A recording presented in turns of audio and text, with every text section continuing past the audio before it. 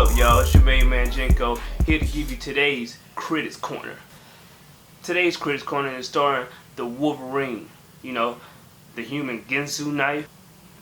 I'm not even sure if I said that right. The baddest motherfucker with butter knives strapped to his hands. You know how like you stay up late at night and you see those infomercials that have like the knives that cut through boots and shit like that?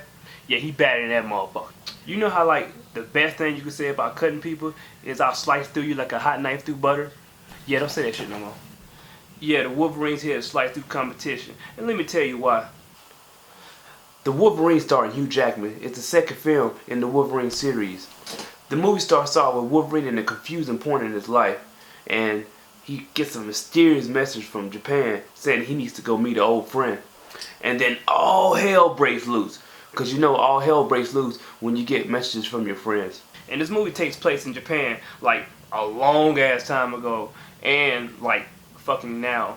It's kind of confusing, but if you read it like a 8th grade level, you can pretty much understand this shit. This movie has a bunch of those scenes where it's like, hey, I cut you and I don't know why you're not dead, and I'm pretty sure I shot you as well, and I infected you with an STD, and I'm positive I had an STD when I infected you because I had an STD a long time ago from Susie, and that bitch was tripping. Yeah, it got a bunch of scenes like that where Wolverine get hit and don't fucking die. Shit's cool. Other than Wolverine and the other white chick that was in the movie, there wasn't a lot of white people in the movie. And that's very uncommon for movies nowadays, because nowadays movies have lots of white people in them. But it did have a lot of Japanese people. Movies in the past have done the same thing to incorporate more Japanese people in their movies, such as like Godzilla, Crouching Tiger, Hidden Dragon, which is a prequel to Godzilla, and Rush Hour 3, which is the future world of Godzilla and Crouching Tiger, Hidden Dragon. Here are the pros and cons. Which would you like first? And I know I can't understand what you're saying all the way out there in the internet's world. It's probably something like, oh, Jenko, you're so amazing. How do you become such a great person like that? Could you ever find it in your heart to get me pregnant and have my kid? And also give me the cons first while you're at it. Here's the cons. In the Wolverine really wasn't Wolverine enough for me. I mean, I really wanted him to throw himself like on the people and slash the shit out of them, and I didn't get enough of that, but I got a good. In this movie, it was hard to see who were the bad guys and the good guys. I mean, there's a lot of things going on, and it was hard to follow who was on his team. Like, if he was like, man, I pick up this dude and this dude went to the other team too, and you was like, hey nigga, you was on my team first, what the fuck are you doing? And we playing ball and shit. Like, yeah, that ain't right. That's wrong.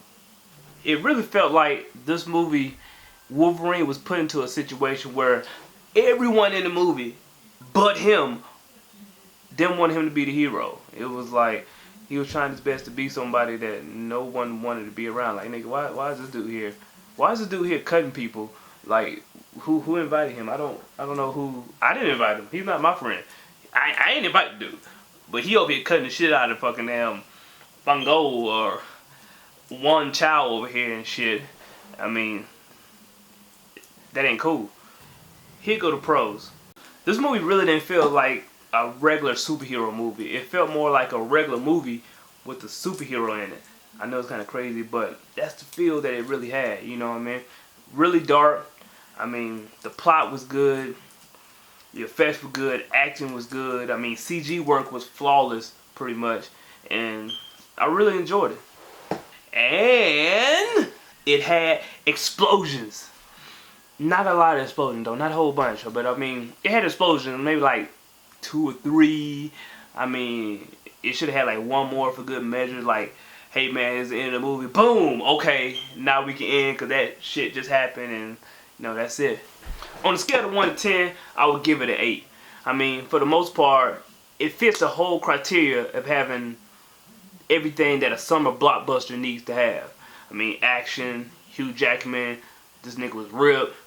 I did push-ups right in there after I seen him with his shirt off. I was like, oh my God, Hugh Jackman, you fucking big as shit. Let me just do push-ups right now. And I'm still small, very small. Well, that's it for the Critics Corner. I'm your main man, Jinko. Peace up, A-Town down, South Cat to the side, and here's looking at you, kid. I'll see you at the movies. I'll save a seat for you, bitch. I can't be calling them bitches. I've only been late for child support 3 times. Nah, man, I'm out of here, dog. See y'all later.